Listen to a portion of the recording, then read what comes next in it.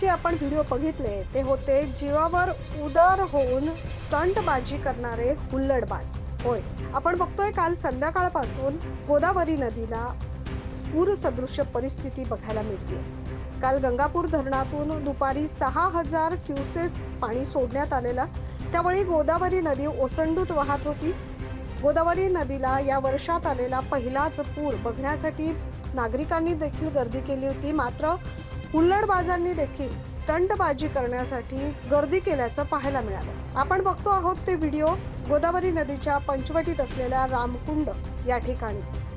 या ठिकाणी अनेक छोटी छोटी मंदिरं पाण्याखाली बुडून गेली. एवढ्या मोठ्या प्रमाणात पूर आलाय. ज्या पुलावरून स्टंटबाजी केली जाते त्या पुराला पाणी टेकल्याचं देखील आपण या व्हिडिओत बघतोय.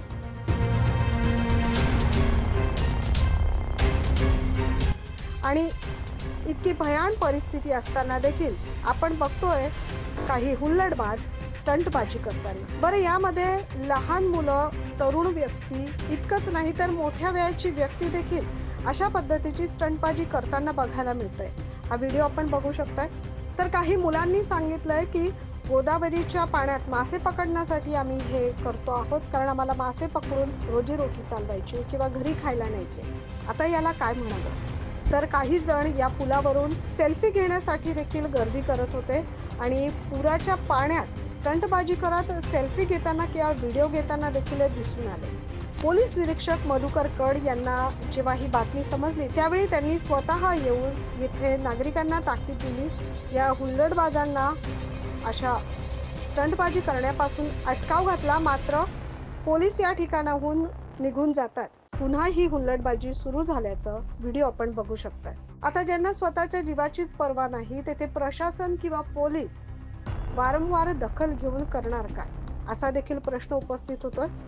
खरं तर काल संध्याकाळचीच घटना ताजी आहे की निळकंठेश्वर मंदिरात आपल्या आईसोबत आलेला यज्ञेश पवार हा पाय घसरून पाण्यात पडला आणि त्याच्या आईच्या नजरेसमोर तो पाण्यात वाहून गेला. त्याला वाचवण्याचे प्रयत्न देखील सफल ठरू शकले नाही, कारण पाण्याचा ओघ इतक्या जोरात होता की तो पुढे वाहत गेला आणि अजूनही त्याचा थांग पत्ता लागलेला नाही. अशी ही घटना ताजी असतानाच थोड्याच तासात अशा प्रकारची स्टंटबाजी आपल्याला या ठिकाणी पाहायला मिळाली. आपल्या जीवावर उदार होऊन फक्त त्या वेळेचा क्षण, तो आनंद घेण्यासाठी अशा पद्धतीनं हे मुलं किंवा मोठी माणसं पुराच्या पाण्यात उड्या घेत होते. परंतु एक छोटासा चुकीचा क्षण, चुकीची ऍक्शन झाली तर आपल्या जीवावर बेतू शकतं, हा विचारही या मुलांच्या मनात नाहीये. आणि यानंतर आपल्या कुटुंबावर काय बीतेल किंवा कुटुंबाची काय अवस्था होईल याचा देखील विचार या मुलांना नाहीये. तर वारंवार आम्ही देखील आवाहन करतोय, विनंती करतोय आणि प्रशासनाच्या वतीने देखील विनंती करण्यात येते की अशी जीवघेणी स्टंटबाजी करू नका. आपल्या जीवनाचं, आपल्या आयुष्याचं मूल्य सांभाळा. आयुष्य अनमोल आहे, ते एकदाच मिळतं, तेव्हा भरभरून जगा आणि अशा प्रलोभनांना बळी पडू नका. Bureau report, 9 news Maharashtra.